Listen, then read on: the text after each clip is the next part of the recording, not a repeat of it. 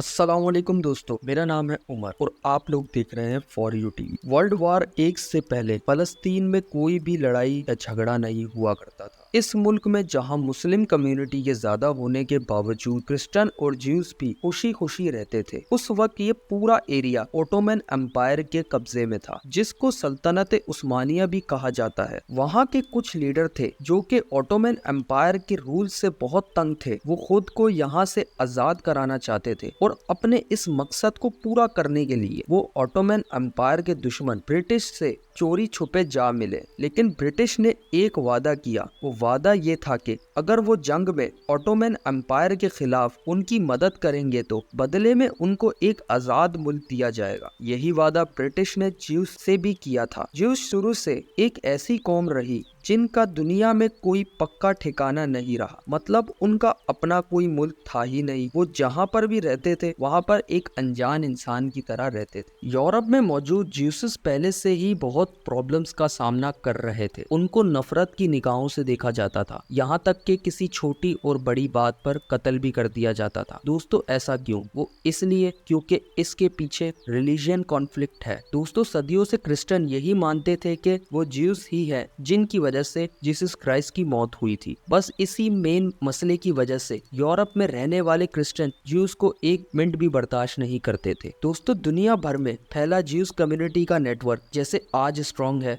वैसे पहले भी स्ट्रॉन्ग था। वो फलस्तीन में अपने अलग मुल्क पाने की मूवमेंट को ज़ायोनिज्म का नाम देते थे। इस मूवमेंट की शुरुआत 1896 में थियोडोर हेरेज़ल नामी एक ज्यूस पॉलिटिकल लीडर ने की। उन्होंने एक बुक लिखी थी जिसकी इंग्लिश में ट्रांसलेशन ज्यूस स्टेट बनती है। उस बुक में लिखा था कि यूरोप में अगर ज्यूस को सुकून की जिंदगी गुजारनी है तो उनको फलस्तीन में अपना एक अलग मुल्क बनाना होगा, क्योंकि दोस्तों आजादी बहुत बड़ी नेमत होती है। शुरू में ज्यूस इस कॉन्सेप्ट को बहुत सख्त खिलाफ थे। वो कहते थे कि एंटी सेमिटिज्म यानी ज्यूस के खिलाफ नफरत की वजह से अपनी कंट्री को क्यों छोड़े। लेकिन देखते ही देखते ये मूवमेंट पॉलिटिकल की शक्ल में बदल गई। दुनिया भर के ज्यूस फलस्तीन का रुख करने लगे। उनको अपनी कम्युनिटी की जानिब से फंड किया जाने लगा। उनको वहाँ कारोबार और फैक्ट्री लगाने के लिए पैसे भी दिए जाने लगे। ब्रिटिश गवर्नमेंट ने यानी यूरोपियन ज्यूस से भी वादा किया था कि वो उनको फलस्तीन में अपनी कंट्री बनाने का मौका देंगे। दोस्तों 1917 में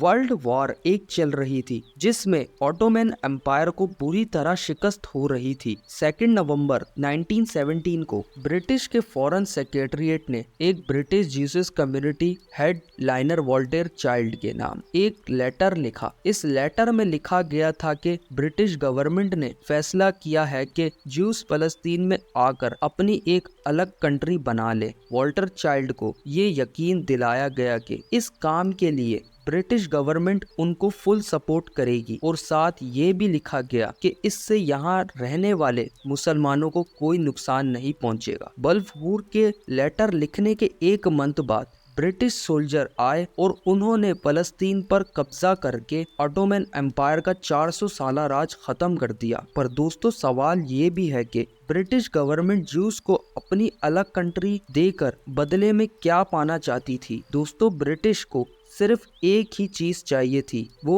ओटोमन एम्पायर के जाने के बाद यहाँ कोई ऐसी स्टेट बनाना चाहते थे जो फ्यूचर में उनको साथ दे सके, वो भी भाई बनकर। इसलिए उन्होंने ज्यूस से अलग कंट्री का वादा तो किया था, लेकिन बदले में ज्यूस से ये भी प्रॉमिस लिया गया था कि वो अपनी अलग कंट्री बनाने के बाद ब्रिटिश का साथ नहीं छोड़ेंगे। पहले ये होता था कि जंग में जो कंट्री जीत जाती थी वो अगली कंट्री पर कब्जा करके उस पर अपना राज चलाना शुरू कर देती थी, तब तक जब तक वो खुद इंडिपेंडेंट ना हो जाए। वर्ल्ड वॉर 1 में ब्रिटेन के हिस्से में फलस्तीन भी आया। उन्होंने वहां ज्यूस कॉलोनी बनाने में भरपूर कोशिश की थी और उसमें आगे चलकर कामयाब भी हो गए। लेकिन फलस्तीन के अरब जो पहले ऑलरेडी वहां पर रहते थे उनका मानना ये था कि ब्रिटिश हमसे हमारी आज़ादी के बारे में एक दफा भी नहीं पूछता। 1919 अर्थर वोल्फर ने फ्रीडमली लिखा था जिसमें लिखा गया था कि फलस्तीन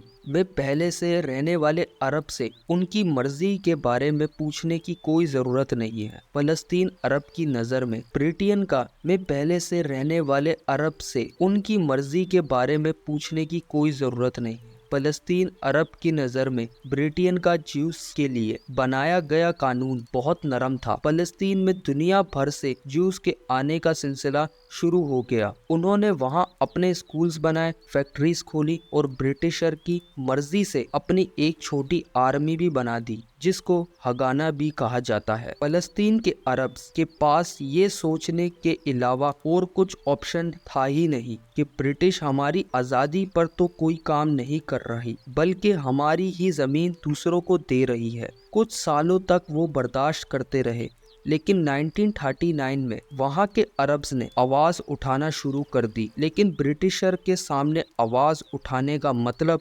गद्दारी। फलस्तीन के अरब के ऐसा करने पर कड़ी सजा दी गई। कहीं को अरेस्ट कर लिया गया, कुछ फलस्तीन को निकाल दिया गया और किसी को सजाए मौत दे दी गई। लेकिन फिर भी फलस्तीन के अरब्स ने अपनी स्ट्राइक को खत्म नहीं किया। इस पर ब्रिटिश गवर्नमेंट ने मामले को सुलझाने के लिए एक कमीशन कम्युनिटी बिठाई। इस कमीशन ने फलस्तीन में अनरेस्ट का एक सॉल्यूशन निकाला कि फलस्तीन को दो हिस्सों में डिवाइड कर देना चाहिए। ये सॉल्यूशन भी अरब्स के फलस्तीन ने कबूल नहीं किया, क्योंकि अनरेस्ट तो था ही इस बात पर कि फलस्तीन डिवाइड क्यों हो रहा है। 1939 तक उनकी स्ट्राइक ब्रिटिश गवर्नमेंट की व्हाइट पेपर रिलीज होने तक चलती रही। इस व्हाइट पेपर में ब्रिटिश गवर्नमेंट ने फलस्तीन की पिछले 20 साल सिचुएशन को नजर में रखते हुए एक पॉलिसी पब्लिश की थी। इस पॉलिसी में सबसे पहले तो पील कमीशन को रिजेक्ट किया गया, जिससे अरब की स्ट्राइक खत्म हो गई। इसके अलावा फलस्तीन में आने वाले जूस मिग्रांट पर पाबंदी लगाया दी गई और जो ज्यूस पहले से फलस्तीन मौजूद थे उनको अरब की जमीन खरीदने पर भी रोक दिया गया। साथ ये भी फैसला हुआ कि अगले 10 सालों के अंदर फलस्तीन को इंडिपेंडेंट स्टेट बनाया जाए और वही ज्यूस लोगों की भी होम कंट्री होगी।